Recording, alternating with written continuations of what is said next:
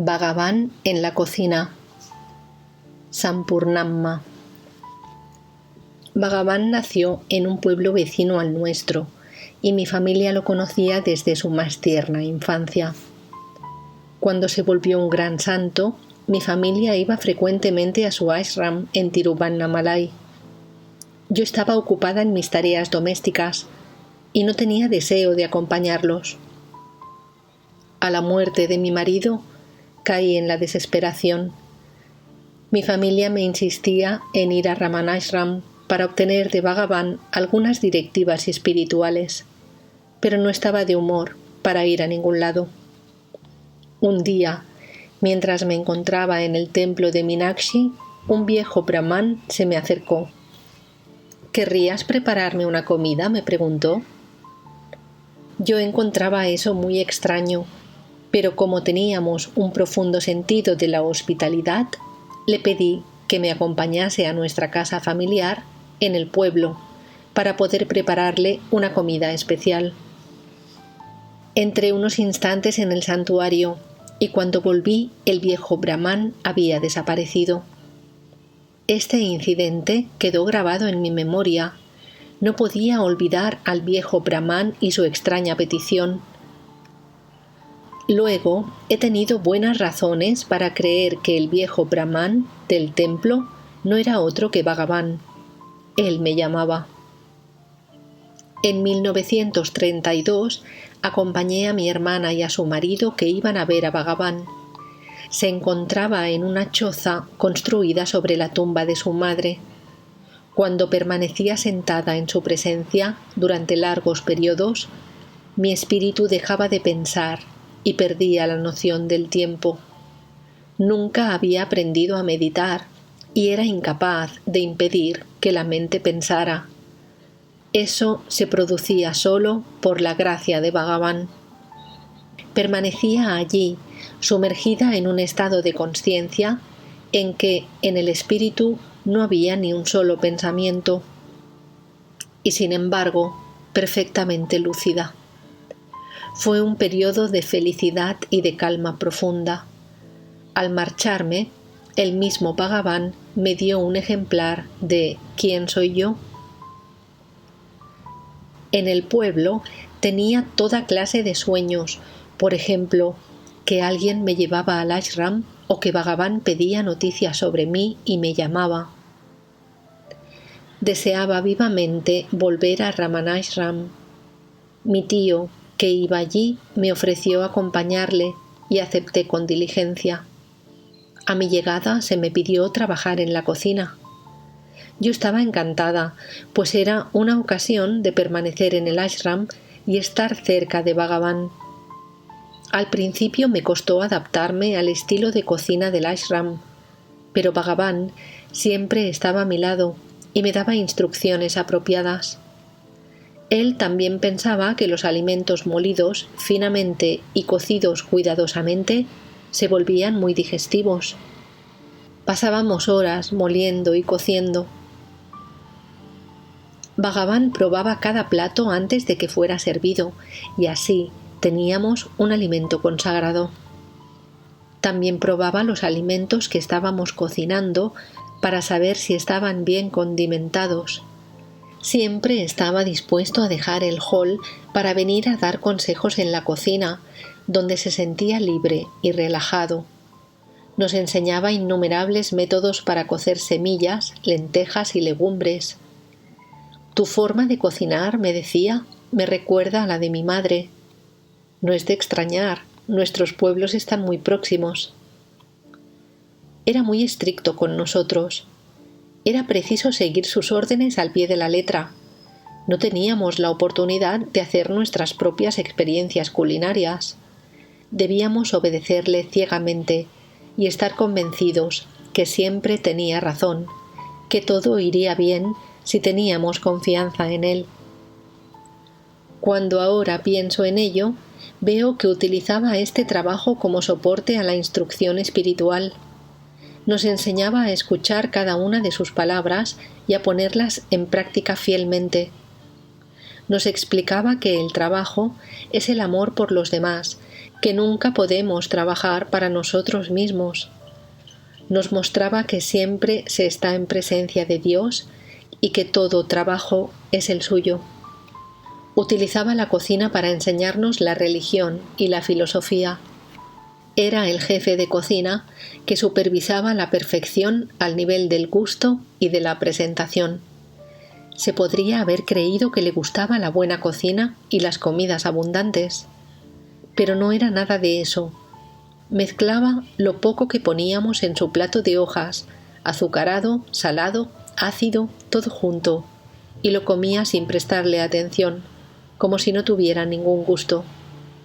Cuando le señalábamos que no estaba bien mezclar así los platos, tan cuidadosamente preparados, decía: «Basta de multiplicidad, consumamos la unidad». Era evidente que la extraordinaria atención que ponía en la cocina era por nuestro bien. Estaba atento a nuestra salud, y para aquellos que lo hacían, ese trabajo se volvía una profunda experiencia espiritual. Hervir las legumbres, cubriéndolas, decía, solamente así conservan todo su sabor y constituyen un alimento válido. Eso es igual para la mente. Es preciso poner una tapadera encima y dejarlo cocer a fuego lento. Solamente así el hombre se vuelve un alimento apto para Dios. No dejaba que se perdiera nada. Un simple grano de arroz o de mostaza que había caído al suelo era recogido cuidadosamente y limpiado, llevado a la cocina y puesto en el tarro correspondiente. Le pregunté por qué se preocupaba tanto por un grano de arroz. «Yo soy así», dijo él. «Cuido de todo y no dejo perderse nada. En este punto soy muy estricto. Si estuviera casado, mi mujer no podría soportarme. Ella me dejaría». Otro día dijo: «Esto pertenece a mi padre Arunachala. Debo preservarlo para transmitirlo a sus hijos». Utilizaba como ingredientes cosas que nosotros no hubiéramos creído comestibles: plantas salvajes, tubérculos amargos y hojas picantes se transformaban bajo su dirección en platos deliciosos. Un día, en su aniversario, alguien envió una enorme cantidad de brinjals, berenjenas, cuyos tallos formaba un importante montón. Bhagavan nos pidió que los cocináramos, cuando ni siquiera los animales los hubieran querido. Afirmaba que esos tallos eran comestibles y, como insistía, los pusimos en una cazuela con guisantes secos. Al cabo de 6 horas de hervir, continuaban estando durísimos. No sabíamos qué hacer y no queríamos molestar a Bhagavan, pero él sabía siempre cuándo se le necesitaba en la cocina y no dudó en abandonar el hall en medio de una discusión. De repente Bhagavan apareció. «A ver, ¿dónde está el curry?», preguntó. «¿Curry para esto?», dije yo riendo. «Son clavos de acero lo que estamos cocinando». Removió los tallos con un cucharón y se fue sin decir nada. Algunos instantes más tarde constatamos que se habían ablandado. Hicieron que el plato fuera delicioso. Todo el mundo, excepto Bhagavan, pidió repetir. Bhagavan propuso a los comensales el reto de adivinar qué es lo que era. Ellos hicieron elogios del plato y de la cocinera, pero Bhagavan tragó su minúscula porción como si fuera un medicamento y rechazó repetir. Yo estaba muy decepcionada, pues me había costado mucho cocer esos tallos. A la mañana siguiente, él dijo a alguien: «Sampurnam piensa que he despreciado su maravilloso curry. ¿No ve ella que cada convidado es yo mismo? Es el trabajo lo que cuenta, no el cocinero, ni quien lo come. Un trabajo hecho con esmero, amor y devoción es en sí mismo una recompensa. Lo que ocurra después poco importa, pues eso no depende de nosotros». Por la noche, antes de que marchara a dormir al pueblo, Bhagavan me preguntaba lo que tenía que preparar para mañana. Y al día siguiente, al alba, cuando yo llegaba, todo estaba preparado. Las legumbres limpias y cortadas a trozos, las lentejas remojadas, las especias molidas, el coco rallado. Desde que entraba en la cocina, él me daba instrucciones detalladas. Después iba a sentarse en el hall durante un tiempo y volvía más tarde a la cocina para saber si todo iba bien. Hacía idas y venidas regulares. El contraste era asombroso entre su interés por la cocina y su falta de interés por las comidas. Un día había preparado un plato de pastas muy logrado. Estaban hinchadas y bien despegadas unas de otras. Bhagavan aplastó las suyas e hizo una pequeña bola compacta que se puso a masticar. «Oh, Bhagavan, ha estropeado estas pastas», dije yo. «No se las debe aplastar así». «¿Por qué dejarlas separadas? ¿No son las cosas un todo inseparable?» Había estropeado su comida para darnos una lección de Vedanta. Bhagavan cocinaba a la perfección. Sabía dosificar exactamente la sal y las especias. Mientras seguíamos sus instrucciones todo iba bien, pero cuando queríamos hacer las cosas a nuestra manera, teníamos problemas. En ese momento, si le pedíamos ayuda, probaba nuestra preparación y nos decía lo que había que hacer o añadir para que pudiera ser servida. Así es como comprendimos que obedecerle era nuestro único deber. Aprendimos a mantener nuestro espíritu constantemente fijo en él, y siempre que estábamos en una situación angustiosa o dolorosa, podíamos sentir que venía a socorrernos. Durante mis idas y venidas, a veces debía de atravesar un sendero que iba por el borde de las colinas y se adentraba en la jungla. Tenía miedo, y un día Bhagavan se dio cuenta de eso. «¿Por qué tienes miedo?», dijo él. «¿No estoy yo contigo?». Chinnaswami, hermano de Bhagavan y director del ashram, me preguntaba al verme llegar al crepúsculo: «¿Cómo puedes hacer este camino tú sola? ¿No tienes miedo?». «¿Qué hay de extraño?», replicó Bhagavan con un tono de reproche. «¿No estoy yo constantemente con ella?». Un día, Subbalakshmi Amma y yo decidimos hacer la vuelta a la montaña. Marchamos muy temprano, mucho antes del alba. Teníamos miedo de atravesar la jungla. Había serpientes, panteras y malhechores. Enseguida vimos aparecer delante nuestro una extraña luz azul. Pensamos que se trataba de un fantasma, pero enseguida comprendimos que nos servía de guía. Desapareció en el momento en que amaneció. Otro día, muy temprano, mientras dábamos juntos la vuelta a la colina charlando, nos dimos cuenta de que un hombre nos seguía a cierta distancia. Debíamos atravesar un extenso bosque solitario, así que nos detuvimos para dejarle pasar. Pero él se detuvo también. Cuando reprendimos el camino, él hizo lo mismo. Muy inquietas, nos pusimos a rezar. «Oh Señor, oh Arunachala, solo tú puedes ayudarnos, solo tú puedes salvarnos». Bruscamente el hombre dijo: «Sí, Arunachala es nuestro único refugio. Mantened constantemente vuestro espíritu fijo en él. Es su luz la que llena todo el espacio. Pensad siempre en él». ¿Quién era ese hombre? ¿Había sido enviado por Bhagavan para recordarnos que no es conveniente hablar de cosas del mundo cuando se da la vuelta a la colina? ¿O bien era Arunachala misma con forma humana? Cuando nos dimos la vuelta, ya no había nadie en el camino. Bhagavan nos mostraba de diversas maneras que estaba con nosotras, hasta que nos persuadimos de ello, y esta convicción se volvió nuestra segunda naturaleza. En ese tiempo vivíamos en el umbral de un nuevo universo, un universo de gozo y de éxtasis. No éramos conscientes de lo que comíamos ni de lo que hacíamos. El tiempo pasaba tranquilamente, sin que nos diéramos cuenta. El trabajo más penoso parecía una bagatela. Éramos infatigables. En casa, la menor tarea nos parecía penosa y nos repelía, pero aquí trabajábamos toda la jornada sin cansarnos nunca. Un día Bhagavan vino a la cocina. Al constatar que la comida estaba preparada y todo limpio, se extrañó de que se hubiera terminado la jornada de trabajo tan pronto. Bhagavan, dije yo, no solo las manos humanas trabajan aquí. Buenos genios nos han ayudado constantemente.